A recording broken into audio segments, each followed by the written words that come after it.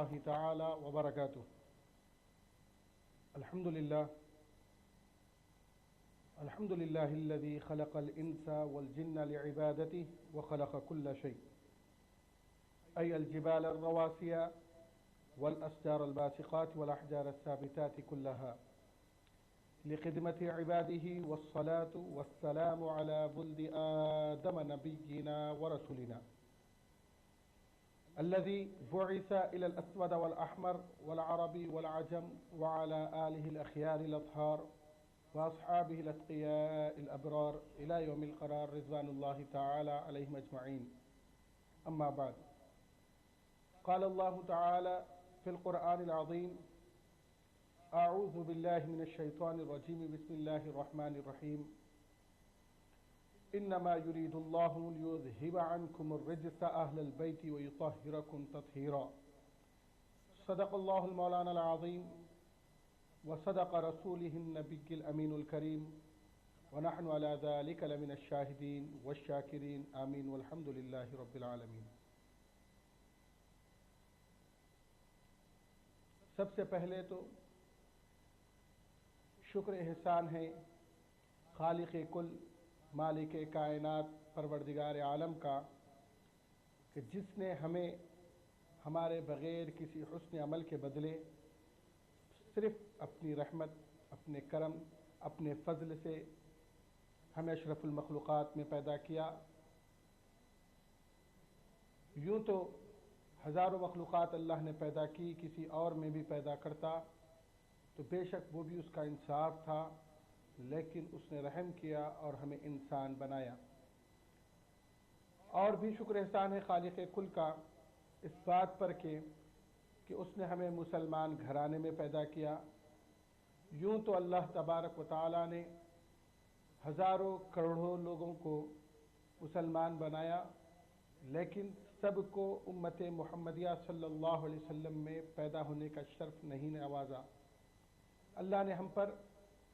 یہ احسان کیا کہ اس نے حبیب خاص حضرت محمد صلی اللہ علیہ وسلم کی امت میں پیدا فرمایا ہے، اور اس امت کے، اس رسول کے صدقے طفیل، اس اہل بیت اطہار کے صدقے طفیل اللہ نے ہمیں کروڑوں انعامات سے نوازا. اور اللہ کا شکر احسان ہے کہ اس نے ہماری ہدایت کے لیے قرآن جیسی عظیم کتاب ہمارے نبی کریم صلی اللہ علیہ وسلم پر نازل فرمائی، اور ہزاروں درود و سلام اس نبی محترم صلی اللہ علیہ وسلم پر کہ جنہوں نے ہمیں ہمارے پیدا ہونے کا مقصد بتایا، جینے کا طریقہ سکھلایا، زندگی کا سلیقہ سکھلایا اور رب سے ملنے کا راستہ بتلایا. ہزاروں درود و سلام ان صحابہ اہل بیت اطہار پر، تابعین، اتباع تابعین، اولیاء امت پر، علماء دین پر، کہ جنہوں نے اپنی جان، مال، اولاد، ہر چیز کی قربانی دے کر ہم تک دین کو کامل پہنچایا. قرآن مجید جو قیامت تک کے مسلمانوں کے لیے ہدایت کا بے سر و ساماں تحفہ ہے، جس کا اندازہ ہم زمین و آسمان کے انسان نہیں لگا سکتے، یا جو اس کے درمیان ہے وہ نہیں لگا سکتے. ایسی قرآن جیسی عظیم کتاب میں اللہ نے ذکر فرمایا ہے اہل بیت اطہار کا، جن کے بارے میں اللہ ارشاد فرماتا ہے: انما یرید اللہ لیذہب عنکم الرجس اہل البیت ویطہرکم تطہیرا. اللہ تبارک و تعالی اس قرآن کی اس آیت مبارک میں اہل بیت اطہار کی تطہیر، ان کی پاکی کو بیان فرماتا ہے. اگر کسی انسان کو یہ خیال آئے کہ اہل بیت اطہار کیسے پاک ہو سکتے ہیں، کس طریقے سے وہ اب گناہوں سے، رج سے پاک ہو سکتے ہیں، اور اللہ انہیں خوب صاف کرنے کا یہ کہتا ہے، یہ کیسے ہو سکتا ہے، تو پہلے تو غور کریں کہ آیت مبارکہ میں اللہ نے ایسے نہیں کہا انما یرید اللہ کہا ہے. اللہ نے یہ نہیں کہا کہ اے اہل بیت تم پاک ہو جاؤ، اے اہل بیت تم گناہوں سے دور ہو جاؤ، بلکہ اللہ نے ایسا کہا، اللہ ارادہ کرتا ہے کہ اہل بیت اطہار پاک ہو جائیں اور انہیں گناہوں سے دور رکھا جائے. تو اس سے بات یہ ثابت ہوتی ہے کہ اللہ یہ چاہتا ہے اور جسے اللہ چاہتا ہے وہ کام پائے تکمیل تک پہنچتا ہے، اس میں کوئی شک و شبہات کسی مومن کے لیے نہیں ہو سکتا۔ آج بالخصوص محرم الحرام میں اللہ تبارک و تعالیٰ نے اس دنیا کے ہزاروں بڑے بڑے کام انجام دیے ہیں۔ بہت سے بڑے بڑے کام اللہ تبارک و تعالیٰ نے دنیا کے 10 محرم الحرام کو انجام دیے ہیں، جیسے حضرت آدم علیہ السلام کی پیدائش ہے، جیسے نوح علیہ السلام کی کشتی کو کنارے لگانا ہے، جیسے حضرت ابراہیم علیہ السلام کو آگ سے بچانا ہے، موسیٰ علیہ السلام کو توریت دینا ہے۔ ہزاروں اللہ تبارک و تعالیٰ نے کام اس دن انجام دیے ہیں، لیکن بالخصوص امت محمدیہ صلی اللہ علیہ وسلم میں اہل بیت اطہار میں سیدنا امام حسین علیہ السلام، جن پر ہماری جان روح قربان، آپ کا جو اس مہینے میں کردار رہا، آپ نے جو دین کو بقا بخشی ہے اس مہینے میں، اس لیے اس کو خاص طور سے امت محمدیہ میں یاد کیا جاتا ہے۔ اور سلطان صلاح الدین ایوبی رحمہ اللہ کا مشہور قول ہے کہ آپ یہ کہتے تھے کہ جو قوم اپنے اسلاف کو بھول جاتی ہے، جو قوم اپنے بڑوں کو بھول جاتی ہے، اسے باوقار جینے کا حق نہیں ہوتا۔ تو ہمارے نوجوانوں کو بار بار سال میں ایک مرتبہ، کم از کم سال میں ایک مرتبہ ان اہل بیت کی یاد دلائی جاتی ہے، ان کی زندگیاں بتائی جاتی ہے، ان کے کردار اور انہوں نے کس طریقے سے اپنی زندگی کو گزارا تھا اور کس طریقے سے یہ اللہ تبارک و تعالیٰ کی قربت کی منزلیں طے کر رہے تھے، یہ بتانا مقصد ہوتا ہے۔ اس لیے ہر سال آپ کو ماہ محرم الحرام میں اہل بیت اطہار کا ذکر کیا جاتا ہے۔ ہزاروں واقعات ہوئے، لیکن اس واقعے کو اس بات سے بار بار کہا جاتا ہے، اس واقعے کو بار بار اس بات سے بتایا جاتا ہے تاکہ ہمارے اندر ان اہل بیت اطہار جیسا جذبہ ایمان اور دین کی بقا کے لیے امام حسین علیہ السلام جیسا کردار پیدا کرنے کی صلاحیتیں بنی۔ آپ اگر تاریخ اٹھا کر دیکھیں، قرآن بعض روایتوں میں آیا ہے کہ جب بھی اپنی اولادوں کو تربیت کرو، علم سکھاؤ، تو سب سے پہلے اہل بیت اطہار کی محبت سکھاؤ، آقا علیہ السلام کی محبت سکھاؤ۔ اس سے کیا فائدہ ہوتا ہے؟ اس سے فائدہ یہ ہوتا ہے کہ اہل بیت اطہار کی جب انسان محبت اس کے دل میں آتی ہے تو وہ ان کی زندگیوں کو پڑھتا ہے، پھر اسے معلوم ہوتا ہے کہ قرآن پر عمل کیسے کرنا ہے۔ قرآن مجید میں اللہ ارشاد فرماتا ہے وَأَطِيعُوا اللَّهَ وَالرَّسُولَ لَعَلَّكُمْ تُرْحَمُونَ، اللہ اس کے رسول کی اطاعت کرو تاکہ تم پر رحم کیا جائے۔ وَسَارِعُوا إِلَى مَغْفِرَةٍ مِّن رَّبِّكُمْ وَجَنَّةٍ أَرْضُهَا السَّمَاوَاتُ وَالْأَرْضُ أُعِدَّتْ لِلْمُتَّقِينَ۔ اور اللہ آگے ذکر فرماتا ہے، قرآن مجید کا ایک اصول یہ بھی ہے کہ وہ جب کبھی اکثر جگہ پر جب وہ کسی گروہ کو بتاتا ہے یا پھر کوئی صفات والے لوگوں کو بتاتا ہے تو ان کے صفات بھی آگے بیان کرتا ہے۔ اللہ اس کے رسول کی اطاعت کو اللہ نے کہا تو ان کے لیے کیا انعامات ہے اور ان کے صفات کیا ہوں گے، آگے ارشاد فرمایا کہ ان کے لیے ایک جنت ہوگی جو زمین و آسمان سے زیادہ وسیع اور چوڑی ہوگی۔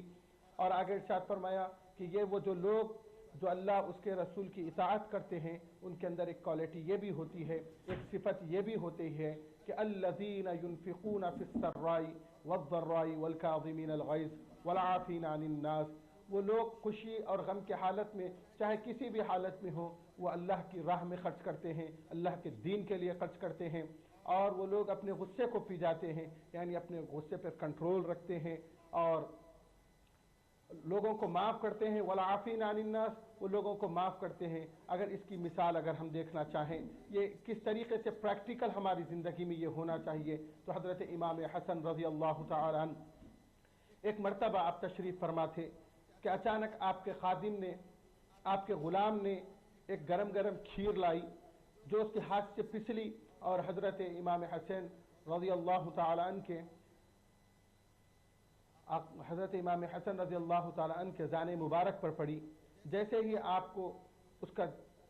جلن ہوئی، آپ نے پورے جلال کے ساتھ اپنے غلام کو دیکھا تو فوری غلام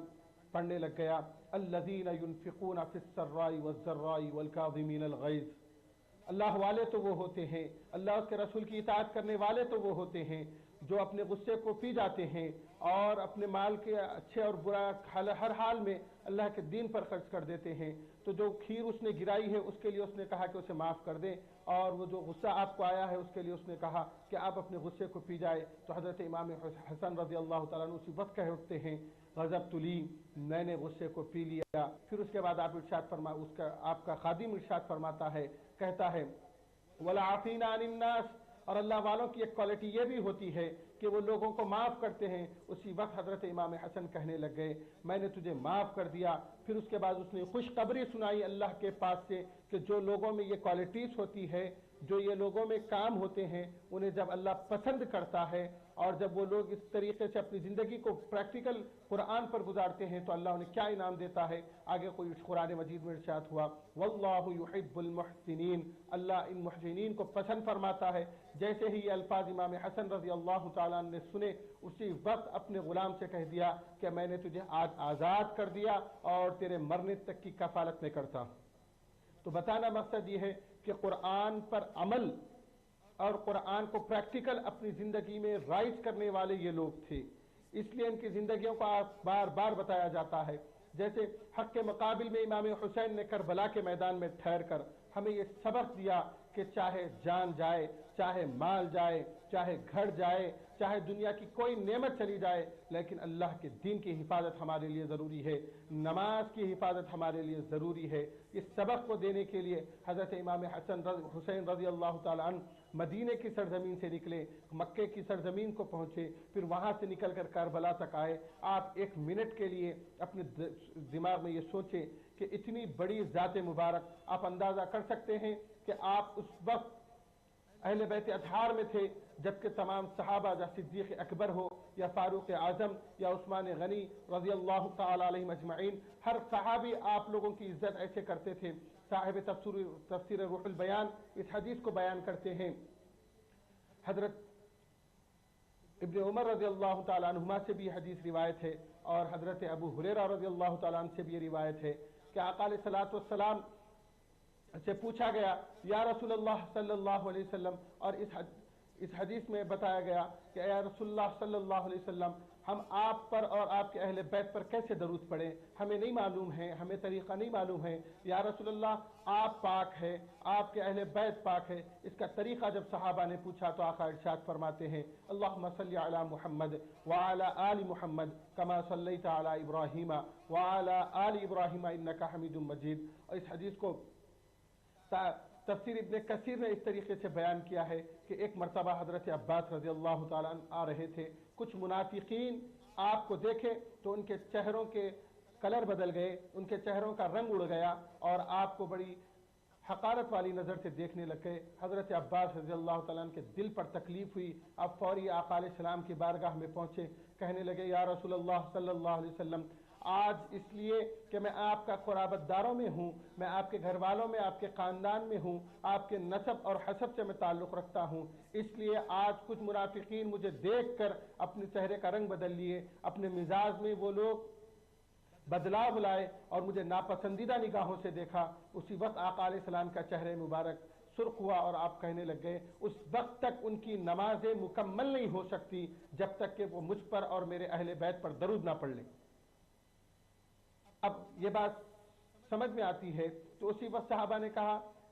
کہ یا رسول اللہ آپ پر اور آپ کے اہل بیت پر کیسے درود پڑھیں، تو آقا علیہ السلام نے پڑھ کر سنایا اللہم صلی علی محمد وعلی آل محمد کما صلیت علی ابراہیم وعلی آل ابراہیم انک حمید مجید۔ تو اس درود کو پڑھ کر سنایا۔ بتانا مقصد یہ ہے کہ صحت نماز یعنی نماز کو مکمل کرنے کے لیے اہل بیت اطہار کا ذکر کرنا ہوگا۔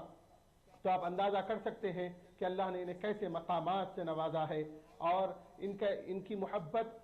ایمان کی استحکام کے لیے ضروری ہے۔ آپ آج بالخصوص ہمارے آج کے معاشرے میں ان کی سیرتیں پڑھنا بہت زیادہ ضروری ہے کیونکہ آج کا ہمارا نوجوان جس راہ پر ہے، جس بے راہ روی پر ہمارے مسلمان گزر رہے ہیں، اگر انہیں سیرت اہل بیت معلوم ہو، اگر انہیں آج کی ہماری ماں اور بہنیں، نوجوان ماں اور بہنیں جس طریقے سے پردے کی بے حرمتی کر رہے ہیں، یہ سمجھتی ہیں کہ بازار میں نکلنا عام ہے، لیکن اگر انہیں معلوم ہو جائے کہ سیرت اہل بیت میں کس طریقے سے پردے کی پابندی رہا کرتی تھی، کس طریقے سے وہ پابندی کے ساتھ پردے کی پابند تھی، آپ اندازہ کیجئے۔ تفسیر روح البیان اس واقعے کو بیان کرتے ہیں کہ حضرت امام زین العابدین رضی اللہ تعالیٰ عنہ، جو امام حسین علیہ السلام کے بیٹے ہیں، شہزادے ہیں، ایک مرتبہ ایک شخص آپ کے پاس آیا، آ کر کہنے لگا، اے امام زین العابدین، آپ کو بڑی گالیاں دینے لگ گیا، آپ کے لیے بڑے نازیبا انداز سے بات کرنے لگ گیا۔ تو حضرت امام زین العابدین خاموش سنتے رہے۔ اس کے بعد اس سے کہا کہ میں اللہ سے بخشش چاہتا ہوں اگر یہ عیب میرے اندر ہے، اور میں تیرے لیے بھی بخشش کے لیے دعا کرتا ہوں۔ جیسے ہی یہ الفاظ اس نے سنے، فوری آپ کے ماتھے کو چوم کر کہنے لگا، آپ واقعی اہل بیت رسول ہے، آپ کی محبت، آپ کے اندر کا اخلاص اور آپ کے اندر کا صبر ہمیں یہ بات بتاتا ہے کہ اہل بیت اطہار کا صبر ایسے ہوتا ہے۔ اور ایک روایت میں آتا ہے، اسے بھی تفسیر روح البیان نے بیان کیا ہے، یہ شکایت کو کہتے ہیں کہ ایک مرتبہ حضرت امام زین العابدین رضی اللہ تعالیٰ عنہ اپنے حجرہ مبارک سے نکلے، اپنے گھر سے جب باہر نکلے تو آپ اپنے خادمین کے ساتھ تھے۔ کچھ لوگ آپ کو دیکھ کر فوری گالیاں دینے لگ گیا۔ جیسے ہی آپ کے خادمین کو جلال آیا اور آپ کے خادمین غصے میں آئے تو آپ نے اپنے خادمین کو، اپنے غلاموں کو روک لیا، اپنے چاہنے والوں کو روک لیا۔ اس کے ساتھ کہنے لگے، بھائی بے شک میرے اندر یہ عیب ہو سکتے ہیں، میں اللہ سے پناہ چاہتا ہوں اور اللہ کا شکر ادا کرتا ہوں کہ اللہ نے اسے راست پر رکھا تھا، لیکن تو نے یہ کہہ دیا، کوئی بات نہیں، اگر تو چاہے، تو نے کہا ہے، میں تجھے چاہتا ہوں کہ تجھے کچھ انعام دوں، تیری کچھ خدمت کروں۔ اس لیے آپ نے اسے کمبل انعام میں دے دی اور ساتھ ہی ساتھ 1000 درہم بھی اسے انعام میں دیا۔ وہ شخص حیران ہو گیا، ارے میں تو انہیں گالیاں دینے آیا تھا، میں تو انہیں برا بھلا کہنے آیا تھا، لیکن دیکھو اولاد رسول کا کس طریقے کا عمل ہے۔ فوری وہ آپ کے پاس آیا، آ کر کہنے لگا کہ میری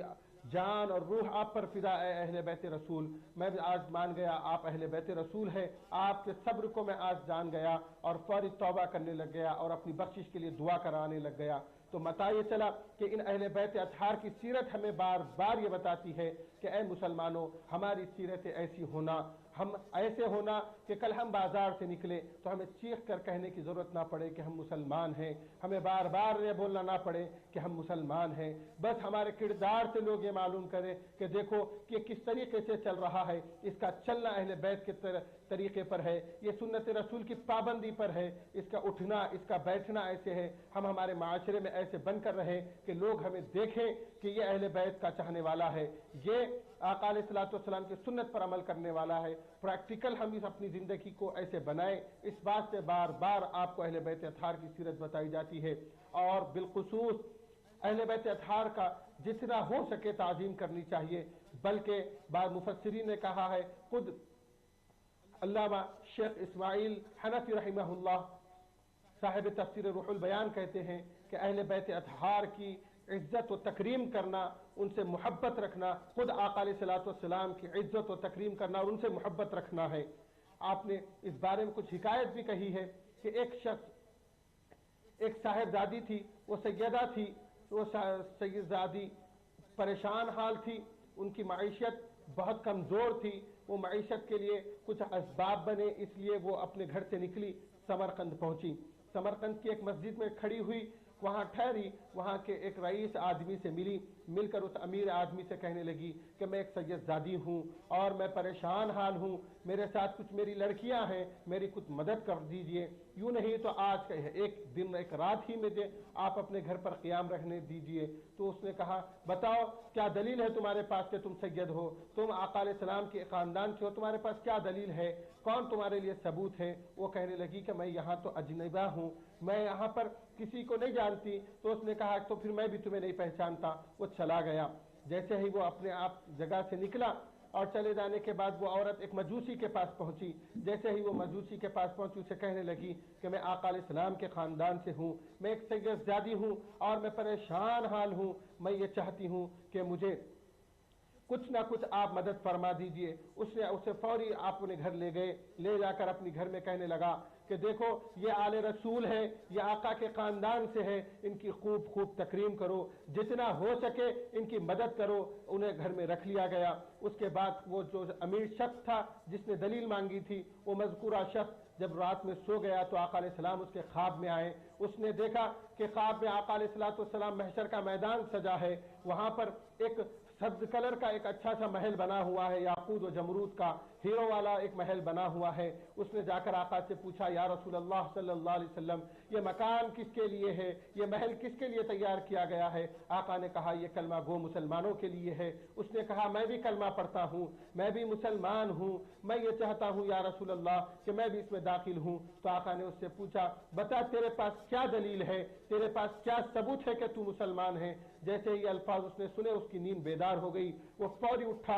और पूरे शहर का चक्कर लगाकर मालूम किया कि वो सैयदजादी कहाँ खड़ी हैं। फौरी वो पहुंचकर वहाँ पर मजूसी के घर पर पहुंचा और कहने लगा कि उस सैयदजादी को हमारे घर का मेहमान बना दे। तो उस मजूसी ने कहा, मैं उसे कैसे भिजाऊं, अल्लाह ने उसकी बदौलत मुझे ईमान से नवाजा है, बल्कि आका अलैहिस्सलाम मेरी ख्वाब में आकर मुझे कल एक सब्ज महल में अब मुझे बुलाया है। क़यामत के दिन की तपती धूप में आका ने मुझे महल का साया अता किया, सिर्फ इस सैयदजादी की तकरीम पर, मैं उसे अपने घर से नहीं भिजा सकता। उसने कहा कि 1000 दिरहम ले ले, लेकिन मुझे उस सैयदजादी का मेहमान मेज़बान बना दे। तो मजूसी कहने लगा, अरे जिसने मेरी कायनात बदल दी, मैं उसको अपने घर से उस बरकत को जाने नहीं दे सकता। तो बताना मकसद ये है कि तफसीर रूहुल बयान के साहिब तफसीर रूहुल बयान ये बताना चाहते हैं कि ऐ मुसलमानों, सादात की तकरीम क्या करो, इनकी इज्जत क्या करो। बल्कि और एक वाक़या भी आप रिवायत करते हैं कि बगदाद शहर में एक बड़ा ताजिर था, उसका बहुत थोड़ा सा माल तिजारत का था। वो एक मरतबा ऐसे हुआ कि उसका तिजारत का माल जल्दी ख़त्म हो गया और वो बगदाद की जामा मस्जिद में जल्द से जल्द नमाज को पहुंचा और पहली सफ में नमाज अदा की। जैसे ही सलाम फेरा, उसने एक सैयद साहब को देखा। जब वो सादात खड़े थे, उन्होंने कहा कि मेरी एक बेटी है जिसकी शादी के इंतजामात के लिए मैं परेशान हाल हूँ। ऐ मुसलमानों, मेरे नाना के सदके तुफेल, मेरे दादा के सदके तुफेल मुझ पर रहम करो और मेरा कुछ सामान मुहैया करो, असबाब बनाओ मेरी बेटी की शादी के लिए। जैसे ही ये अल्फाज सुने, वो ताजिर अपना पूरा तिजारत का माल उस शख्स को दे दिया, उस सादात को दे दिया और घर खाली हाथ वापस आ गया। उसके बाद जब रात में सो गया तो ख्वाब में आका अलैहिस्सलाम तशरीफ ला गए। वो तो सो गया, लेकिन उसकी किस्मत ऐसी जागी कि आका अलैहिस्सलाम उसके ख्वाब में इरशाद फरमाने लगे कि ऐ ताजिर, तूने अपना सारा माल सिर्फ मेरी मोहब्बत में, मेरे अहले बैत के लिए तूने दिया है। कल सुबह होते ही तू बलख चल जाना, बलख के शहर में अब्दुल्ला बिन ताहिर से मिल लेना और उससे कहना कि मैं आका अलैहिस्सलाम के पास से आया हूँ, वो तुझे तेरी रकम वापस कर देगा और तुम्हारा दिया हुआ तोहफा मेरे पास कबूल है। जैसे ही उसने ये अल्फाज सुने, फौरी सुबह हुई, अपनी बीवी को यह सारा वाकया सुनाया तो बीवी कहने लगी,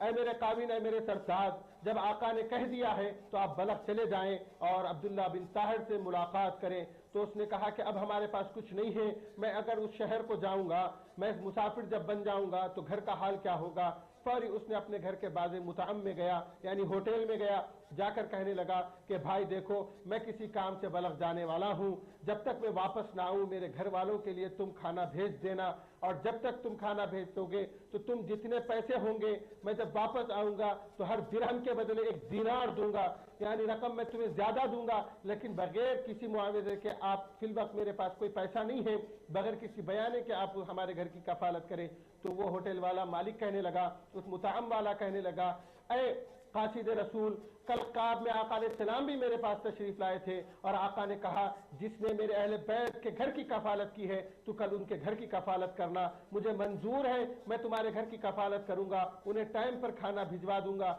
अब वो मुतमईन होकर अब्दुल्ला बिन ताहिर से मिलने बलख चला गया। जब वो ताजिर वहां पहुंचा, बगदाद से बलख पहुंचा, वहां पहुंचने के बाद जैसे ही अब्दुल्ला बिन ताहिर ने उसे देखा, कहने लगे, मरहबा मरहबा, ए कासिद रसूल आओ, हम तुम्हारे ही इंतजार में खड़े थे। उसके बाद उन्होंने आप उसको 3 दिन तक अपने घर में रखा और ज्यादा से ज्यादा उसकी तकरीम की और उसके 500 दीनार वापस दिए। बल्कि जब वो अपने घर लौट रहा था तो पूरे एक गिरोह के साथ, एक जमात के साथ, पूरी तकरीम के साथ उसे अपने घर भिजाया। उसके बाद उसकी बहुत सारे मसाइल हल हुए। तो बताना मकसद ये है کہ اہل بیت اطہار کی تعظیم حتی الامکان کی جائے، جتنا ہو سکے ان سے اللہ کے رسول کے لیے محبت رکھے۔ آقا سے محبت اور آقا سے اہل بیت سے محبت ہمارے ایمان کے استحکام کے لیے ضروری ہے۔ ہمارے سینے ان کی محبت سے جتنا بھرے ہوں گے تو پھر ہمارے سینوں کو پیٹنے کی ضرورت نہیں پڑے گی، ہمارے پیٹوں کو کاٹنے کی ضرورت نہیں پڑے گی، ہمیں چیخ چیخ کر امام حسین کے ہے بولنے کی ضرورت نہیں پڑے گی، بلکہ ان کی محبت جب ہمارے دل میں آئے گی، جب ہم ان کی زندگیوں کو دیکھ کر ان پر عمل کرنے لگ جائیں گے تو انشاءاللہ پھر ایک بار ہم آسمان کی بلندیوں پر ہوں گے۔ اور ایک خاص طور سے یہ بات ہمیں صاف صاف معلوم ہو جائے گی کہ زندگی کا مقصد حیات تک ہم پہنچیں گے۔ جہاں تک اہل بیت اطہار کا سوال ہے، ان کے بارے میں خود جہاں تک امام حسین علیہ السلام کا سوال ہے کہ انہوں نے کربلا میں کس طریقے سے اپنے آپ کو بچایا تھا اور کس طریقے سے کربلا میں امام خواجہ قاجگان، خواجہ چشت، خواجہ معین الدین اجمیری رحمہ اللہ آپ کے بارے میں ارشاد فرماتے ہیں، ہزاروں لوگوں نے امام حسین علیہ السلام کی منقبتیں لکھی، کئی لوگوں نے لکھی، لیکن جس طریقے سے حضرت خواجہ قاجگان نے لکھی ویسا قلم کسی کا، ویسا عشق کسی کا نہیں آیا، ویسی قبولیت، ویسی منزلت کسی کو نہیں ملی۔ حضرت خواجہ قاجگان فرماتے ہیں، شاہ است حسین، بادشاہ است حسین، دی است حسین، دی پناہ است حسین۔ آپ اندازہ کیجئے کہ شاہ اور بادشاہ ایک ہی معنی میں تقریباً استعمال ہوتے ہیں، ہم معنی الفاظ ہے یہ، جبکہ خواجہ قاجگان ایک بہت بڑے رائٹر بھی تھے، بلکہ آپ ہندوستان آنے سے پہلے تاریخ گواہ ہے کہ آپ تقریباً 8 سال تک مدینہ منورہ میں درس حدیث دیا کرتے تھے، علم فقہ، علم تفسیر پر آپ کو اچھا علوم تھا۔ اور یہ بات اور ہے کہ جب آپ ہندوستان آئے تو آپ نے اپنے علم سے نہیں، اپنی حکمت سے لوگوں کو مسلمان بنایا ہے، لیکن آپ ایک بہترین عالم دین اور اہل بیت سے تھے۔ آپ نے یہ لفظ ایک ہی شعر، ایک ہی مصرے میں 2 مرتبہ کہے، تو بتانا مقصد یہ ہے، علماء حق یہ بتاتے ہیں کہ شاہ سے مراد دین کا بادشاہ، دین کا کنگ حضرت امام حسین علیہ السلام ہے، اور بادشاہ سے مراد دنیا کے بادشاہ حضرت امام حسین علیہ السلام ہے۔ تو دین کے بادشاہ حسین ہیں اور دنیا کے بادشاہ حسین ہیں، بلکہ آگے یہ کہا دین است حسین، دین پناہ است حسین، ارے دین خود حسین ہے اور دین کو پناہ دینے والے حسین ہیں۔ یہ اس واسطے آپ نے کہا کہ آپ نے دین کو بچانے میں اپنا سب کچھ دین کے لیے لگا دیا، تو اللہ نے اس کے اندر اتنی اس اخلاص کو اتنا قبولیت دے دی کہ دین کو خود آپ سے بنا دیا۔ اور احادیث شریف میں بھی آتا ہے، حسین منی وانا من حسین، آقا علیہ السلام ارشاد فرماتے ہیں حسین مجھ سے ہے اور میں حسین سے ہوں۔ بہرحال مختصر بتانا یہ ہے کہ حضرت امام حسین علیہ السلام اتنی محنتیں، اتنی مشقتیں اٹھا کر مدینہ منورہ سے، مکہ معظمہ سے ہوتے ہوئے پھر کربلا کے میدان میں پہنچے، اپنے خاص 72 نفوس قدسیہ کے ساتھ وہاں پہنچے۔ آپ کا مقصد کیا تھا؟ آپ کس چیز کی تیاری کرنا چاہ رہے تھے؟ آپ کیا بتانا چاہ رہے تھے؟ دنیا کو کیا پیغام امام حسین علیہ السلام دینا چاہ رہے تھے؟ اس کی مثال یوں سمجھے کہ ایک گھر جل رہا تھا، اس کی اس مثال کو آپ سمجھے تو کربلا کے میدان کو آپ آسانی سمجھ سکتے ہیں کہ ایک گھر جل رہا تھا، نظر آتش ہو چکا، گھر کے اطراف کے تمام لوگ آ گئے، گھر کو دیکھنے لگ گئے، لیکن گھر کا مالک اس گھر میں نہیں ہے، گھر کی مالکین گھر میں نہیں ہے، لیکن گھر کا ایک بچہ وہاں پر موجود ہے۔ بچے کا عالم یہ ہے کہ وہ پریشان ہے، حیران ہے، اپنے ہاتھوں سے مٹی اٹھا کر اس گھر کی آگ بجھانے کی فکر میں لگا ہوا ہے، گھر کے آنگن کی بولی سے پانی نکال رہا ہے، کوشش کر رہا ہے، ڈول سے پانی نہیں نکل سکتا تو لوٹے سے نکال رہا ہے، جس طریقے سے جس حیثیت سے ہو سکے وہ پانی نکال کر بجھانے کی کوشش میں لگا ہے۔ تمام لوگ حیران ہیں، ارے اتنا بڑا گھر جل رہا ہے، نظر آتش ہو چکا ہے، آگ لپیٹے میں آ چکی، شعلے والی ہو گئی، یہ بچے کے اتنی مٹی ڈالنے سے، کیا بچے کے اتنے پانی ڈالنے سے کیا وہ آگ بجھ سکتی ہے؟ کیا وہ آگ کنٹرول میں آ سکتی ہے؟ سب کی یہ فکر لگی ہوئی تھی۔ ایک بزرگ شخص نے اس بچے کو روک کر کہا، اے میرے پیارے بیٹے سن لے، یہ آگ اتنی زیادہ ہے کہ تو اسے بجھا نہیں سکتا، لیکن تو مٹی کیوں ڈال رہا ہے؟ کیا تیری اتنی مٹی یہ آگ بجھا دے گی؟ کیا یہ پانی سے یہ آگ بجھا دے گی؟ وہ بچہ اس بزرگ کی طرف دیکھ کر کہنے لگا، اے چچا جان، میں برابر جانتا ہوں کہ یہ آگ میرے کنٹرول میں نہیں آ سکتی، لیکن جب میرا باپ واپس آئے گا، جب میری ماں باہر سے آئے گی، مجھ سے پوچھے گی، اے میرے پیارے بیٹے ہمارا گھر جل رہا تھا، سارے لوگوں نے تماشا دیکھا، یہ بات سمجھ میں آئی، لیکن تو نے کیوں اپنے گھر کو بچانے کے لیے کیا کیا، تو میں اپنے ماں باپ کو اس کے سوال کے جواب کی تیاری کر رہا ہوں، تو اپنے ماں باپ سے کہوں گا اے میرے ابا جان، سارا شہر تماشا دیکھ رہا تھا لیکن آپ کا بیٹا تماشا نہیں دیکھ رہا تھا، جہاں تک اس کی محنت تھی، جہاں تک اس کی قوت تھی، پوری قوت کے ساتھ اپنے گھر کو بچانے کے لیے میں لگا ہوا تھا۔ بالکل اسی طریقے سے حضرت امام حسین علیہ السلام میدان کربلا میں آقا علیہ السلام جب قیامت کے دن پوچھیں گے اے میرے پیارے حسین، ارے اے حسین، میں نے تو تمہیں کہا تھا کہ تم مجھ سے ہو اور میں تم سے ہوں، میں نے تمہیں یہ منزلت عطا کی تھی، اے حسین جب میرا دین جل رہا تھا، میرے دین پر آنچ آ رہی تھی، میرے دین کی خلافت پر یزید جیسے لوگ بیٹھ رہے تھے، میری دین کی خلافت کو خراب کیا جا رہا تھا، اے حسین تم تو اہل بیت سے تھے، تم نے کیا کیا؟ تو اس وقت امام حسین یہ فرمائیں گے یا رسول اللہ صلی اللہ علیہ وسلم، مجھ سے جو ہو سکتا تھا، میرے خاندان سے جو ہو سکتا تھا، جتنی مصیبتیں میں برداشت کر سکتا تھا، جتنی چیزوں کو، جتنے ظلموں کو میں سہ سکتا تھا، یہاں تک کہ اپنی جان کا نذرانہ بھی دے کر میں آپ کے امت کو اور آپ کے دین کو بچانے کی کوشش میں لگا رہا۔ تو بتانا مقصد یہ ہے کہ حضرت امام حسین علیہ السلام نے جو دین کا کام جس عزم کے ساتھ، جس اخلاص کے ساتھ کیا ہے، اس کی تڑپ ہمارے دلوں میں ضرورت ہے۔ یہ بات اور ہے کہ کربلا کا میدان سجتا تو آج بے شک ہم وہاں پہنچتے، لیکن آج کا میدان اور ہے۔ آج کا میدان ہمیں علمی کام کرنے کا میدان ہے، آج کا میدان ہمیں ذریعہ ابلاغ سے دین کی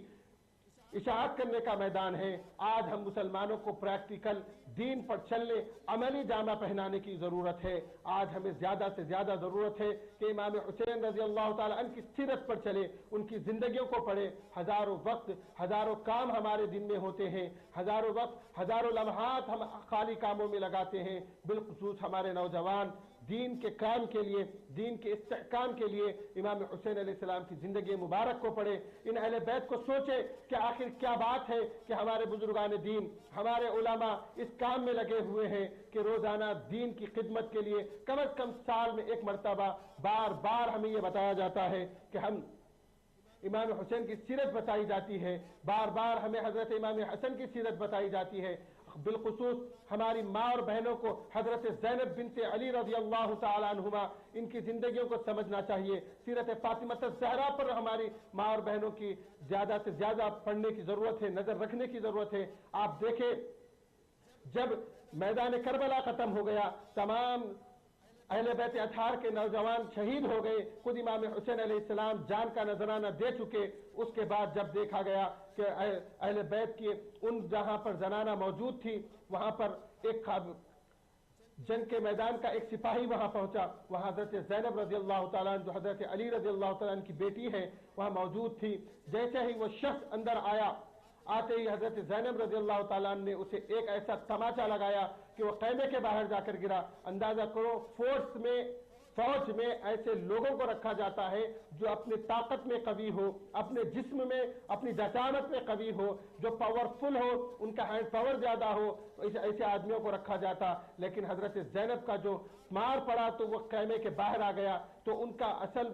مارنے کے اندر جو طاقت تھی وہ قدرت کی طاقت تھی۔ ان کے اندر قدرت کی طاقت کیسے پیدا ہوئی؟ وہ اس واسطے کہ وہ ساری زندگی پردے کی پابند رہی، ساری زندگی پردے کے واسطے اپنی جان دینے کو تیار رہی۔ تو جب ان کی پردے پر بات آ گئی تو ان کے اندر اتنا جلال آ گیا کہ پوری قدرت کے ساتھ اسے تماشا رسید کیا۔ بلکہ جب امام حسین علیہ السلام آخری بار اپنے گھر والوں سے ملنے کے لیے خیمے میں تشریف لائے، جب مل رہے تھے، اپنی بیوی محترمہ سے بھی ملا، اپنی بہن سے مل رہے تھے، تو حضرت زینب کہنے لگی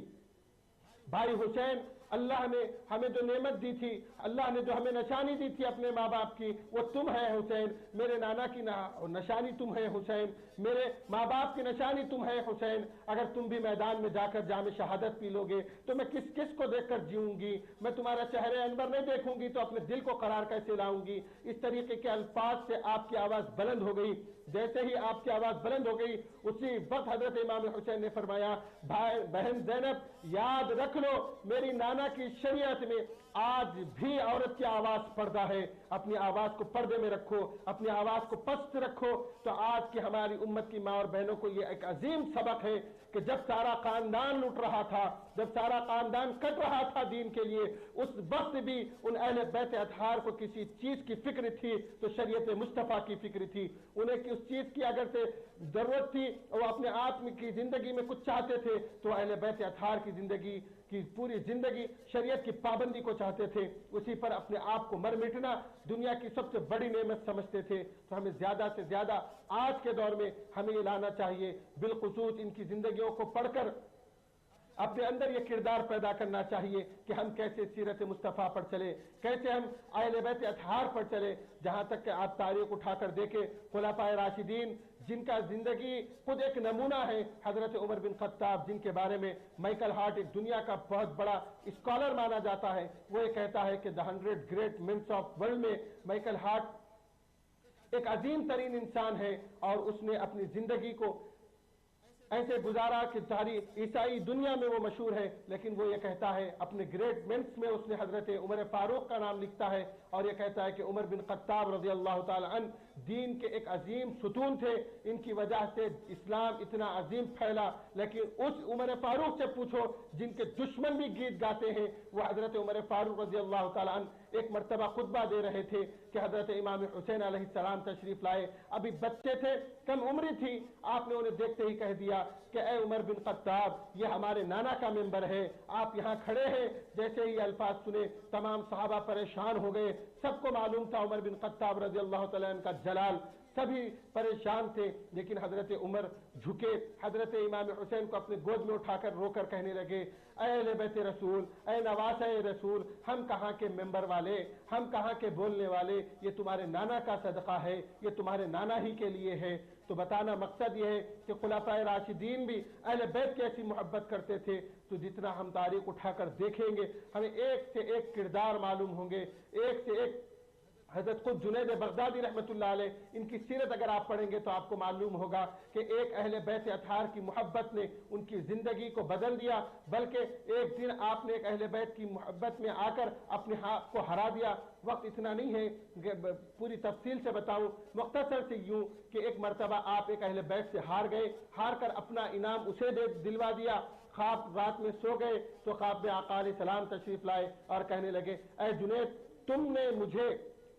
خوش کر دیا میرے ایک صاحبزادے کو جتا کر، لہذا آج میں تمہیں انعام سے نوازتا ہوں، میں تمہیں اولیاء اللہ کے گروہ کا ایک سردار بناتا ہوں. آپ کی سیرت مبارکہ وہ اس دن سے بدل گئی. جب تک آپ شاہی پہلوان کے نام سے پہچانے جاتے تھے، لیکن اس خواب کے بعد سے آپ سرگروہ اولیاء سے پہچانے جاتے ہیں جن کی تاریخ ہمارے سامنے ہے. بتانا مقصد یہ ہے کہ جہاں تک ہو سکے زیادہ سے زیادہ سیرت اہل بیت اطہار کو پڑھیں. جب پڑھیں گے تو اس پر عمل کریں گے، اگر پڑھیں گے نہیں تو پھر عمل کا سوال پیدا ہی نہیں ہوتا. تو زیادہ سے زیادہ اور یہ بھی کوشش دیکھیں کہ آج ہمارے معاشرے کی جتنی برائیاں ہیں، ہماری پہلے ماں اور بہنیں اپنی اولاد کی پرورش کرتی تھی تو اہل بیت اطہار کے واقعات ان کی زندگیاں سناتی تھی، لیکن آج ان کا عمل بدل گیا. آج وہ اپنے اہل بیت اطہار کو دنیا کی چغل خوری میں لگا دی، آج فیشن میں لگا دی. اس لیے اولاد بھی جب بڑی ہو گئی تو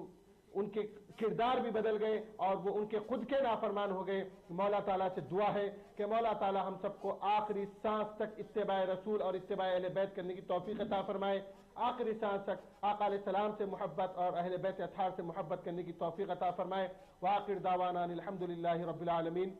وما علینا الا البلاغ.